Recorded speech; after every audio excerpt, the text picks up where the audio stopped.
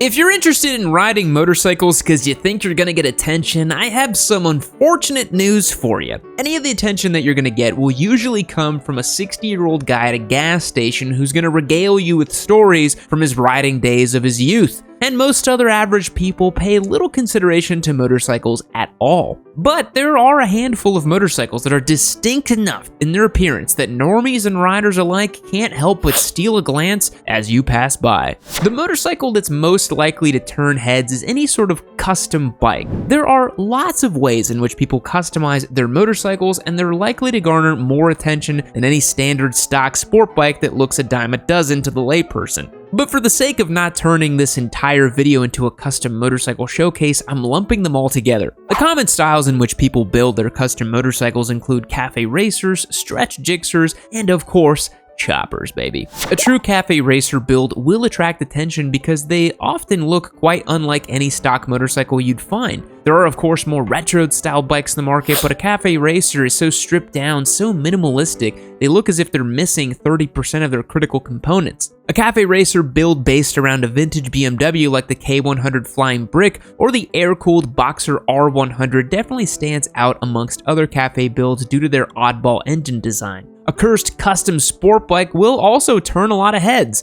Again, probably for bad reasons, but if you've got lowered suspension, a stretched swing arm, chrome wheels, a 300 width rear tire, and LED underglow, you're gonna get a lot of attention. But again, fair warning, most of it will be negative, but those other riders on the lower end of the IQ scale will absolutely love it. And lastly, choppers get tons of attention too. They have straight piped exhaust, flashy paint, and a front wheel that's raked out a full car length in front of them. Custom bikes, no matter the style, will stand out amongst the crowd. Their time and dedication it takes to build a custom build resonates with other riders, and their uniqueness is eye-catching to non-riders as well. In the same way that cafe racers turn a lot of heads, motorcycles from Royal Enfield do as well, and it's kind of crazy. The attention Royal Enfields get is one of the strangest things in motorcycling, at least here in America. I'm sure in India they're a dime a dozen and people don't look twice, but here in the States, sitting beside a Japanese sport bike and a Harley Davidson, a Royal Enfield is going to look a little special. I've seen it happen before. A Royal Enfield will be parked alongside other bikes in a given area and will get more looks and questions than the others. We actually tested this out in which we parked a Royal Enfield in front of a bunch of people and asked them how much they thought it was worth, and people spat out some crazy numbers and figures. That was from our original Royal Enfield 650 review. Despite being really affordable, value-driven machines, these bikes do have real big bike presence. Their classic old school design ethos has novelty and allure, and they usually have some pretty neat paint schemes too. With how many black and gray Harley Davidson there are on the road, a green or red Royal Enfield really stands out. If you want to stand out, get a motorcycle that's a crazy color. That's an easy one. Even though Royal Enfield sells some of the most affordable bikes on the market, the classic design and branding has a bespoke allure that many non-riders would assume demands a much higher price point. Even the name itself, Royal Enfield, carries a degree of cachet. The company has existed in some capacity for over 100 years, so even if a person isn't a rider, the Royal Enfield brand may still resonate with them. Sport bike fast boys are probably cringing so hard right now, but you gotta be honest with yourself, Kyle. Nobody cares that you went 186 miles per hour on your 636. Rent a harmless Royal Enfield and you'll see what it's like to be validated by other people. KTM makes some of the most polarizing bikes around, and I'm not talking about reliability or bankruptcy or anything. Those horses have been unalived a million times at this point. And until there's some smashing development in the story, like being bought out by CF Moto, I'm not talking about it. Motorcycles from KTM have always had a super distinct style. Their longtime partnership with the Kiska design team certainly has much to do with it. Their bikes are really aggressive, sharp, and angular. Combined with the iconic orange paint scheme, they don't really look like any other bike out there. Back in 2008, the RC8 was the exact opposite of most Japanese or Italian sport bikes. In the 2000s, most sport bikes had pretty rounded bodywork that was similar to what was popular in the 90s, but the RC8 was sharp and aggressive and almost futuristic in its design.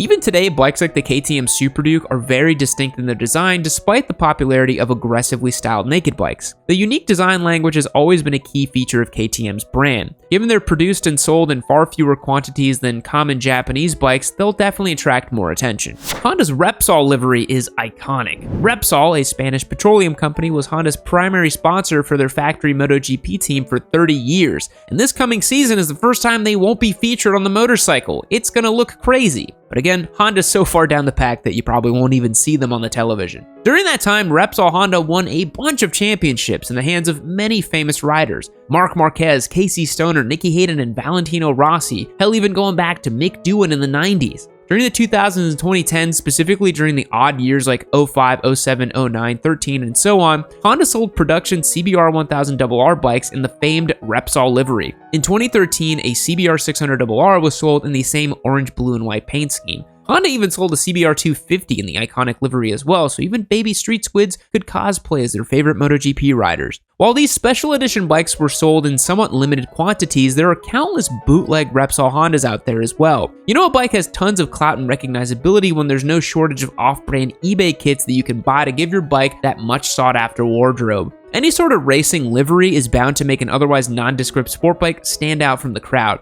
But Honda's long-running partnership with Repsol and their track record for success on the racing circuit makes the Repsol livery even more attention-grabbing. The early 2000s CBR 1000RR models from like 05 and 07 are really cool. You got all the trappings of a mid-2000s superbike, undertail exhaust included. Whether you've got an authentic Repsol CBR or some bootleg fairings, a Honda sport bike in this instantly recognizable livery is sure to turn some heads on bike night. As mentioned, one of the best ways to grab attention on your motorcycle is to get something with a flashy color scheme. I personally think yellow is the most attractive color, and I think it's why many flashy sport bikes and sports cars are yellow and red. We've got a yellow Triumph Street Triple 765 RS as a giveaway bike on YamiNoob.co right now, and you will certainly turn some heads if you get that motorcycle. Sign up as a member and start stacking up your entries to win. Members get access to the Discord server and all kinds of great benefits like discounts on Twisted Road and discounts on merch as well. The best part is you'll stack up your entries, and every giveaway bike we do, you'll have the ability to enter that one immediately instead of having to buy merch or whatever.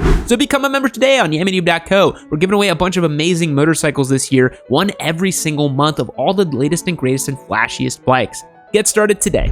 If you're a grown-ass man riding around town on a mini bike like a Grom, Monkey, Z125, or even a Super Cub, you're bound to turn some heads as well. Mini bikes are just so fun and relaxed and easygoing, and there's something disarming about seeing a full-sized adult on a little bike like that. Many non-riders think of motorcycles in just two categories. They know the big, bulky, loud Harley-Davidsons that are always seen in groups outside the local gastropub on a Saturday evening, or they think of the crotch rocket sport bike squids that fly past their minivans on the highway or hearing them late at night. Both riding demographics are not particularly the most approachable to non-riders. Not to say that motorcyclists are notoriously jerks or anything, but there are definitely stereotypes that might deter someone from interacting with the average motorcyclist. But if you pull up on a mini bike, everyone's guard is suddenly down and you're gonna be met with a ton of questions by all sorts of people. People ask stuff like, is that thing street legal? How fast does it go? Is it an automatic? These bikes are so playful and easygoing, they invite conversations, and I really think that's the allure of them. While most metropolitan areas have their own mini bike Grom squads that mob around town, these mini bikes are certainly less common than a majority of other motorcycles on the road,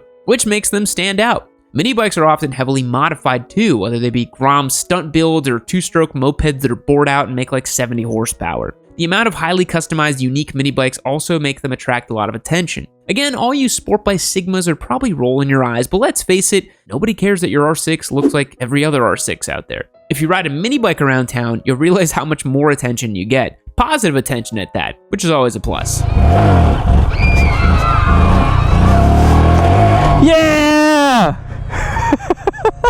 That was awesome. Scramblers also seem to get more attention than other types of motorcycles. I think this is in part to the fact that they look pretty unique compared to what we think of traditional styles of motorcycles. The average layperson is not going to be able to tell if it's a vintage bike or a dirt bike or what's going on with it. Anything that doesn't fit that standard sport bike or cruiser mold seems to pique the interest of other people. Scramblers attract the attention of other motorcyclists as well. Older riders often have stories about how before Scramblers were popularized in the wake of the adoption of neo-retro styled machines, they used to build those kind of bikes to race with their buddies out in a field somewhere. Riding a Triumph Scrambler or any bike based on the Bonneville platform is similar to riding a Harley-Davidson Sportster or a CB750 or some other ubiquitous fixture of motorcycling that spans decades. Out of all the motorcycles I've owned, my Ducati Scrambler Desert Sled is the one that I get the most questions, comments, and compliments on. And for what it's worth, it's my wife's favorite motorcycle. She thinks it's the prettiest. If you have a bike with a long-running tenure, you're also going to have people that have ridden one themselves or have a buddy that owned one.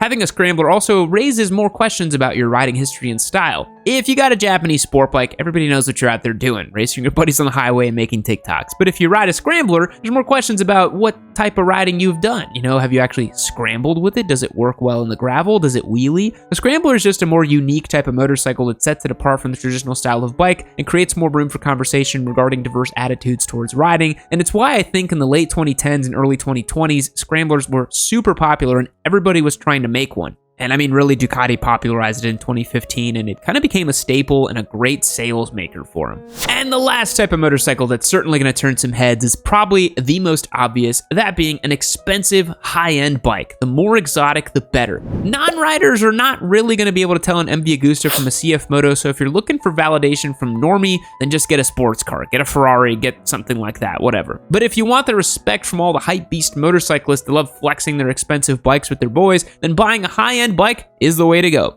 A brand new Ducati Panigale V4 will do the trick, or an S1000RR, or even better, an M1000RR. You know, the M-package Farkles that get all the fast boys hot and bothered downstairs. Or maybe an H2 Ninja Carbon, nothing like a $36,000 piss missile to really get all the validation from the local squids with more bravery than brain power. Frankly, even a big dumb Harley-Davidson bagger is certainly to put you on the radar of all the divorced dads in your area. Just look at the trending motorcycle videos on social media. Fast, flashy, expensive motorcycles seem to be the money makers. Again, 99% of people will have no concept of how elite, powerful, or click-worthy your motorcycle is, but that remaining 1% will revere you as a god. Thanks for making it all the way to the end. Which motorcycle have you owned that's gotten you the most attention? Turbo Hayabusa, cursed Vulcan bobber build from Facebook Marketplace? Let me know down below. It's always nice to hear your thoughts, even when they're full of misguided aggression. Thanks for watching. I will see you all later.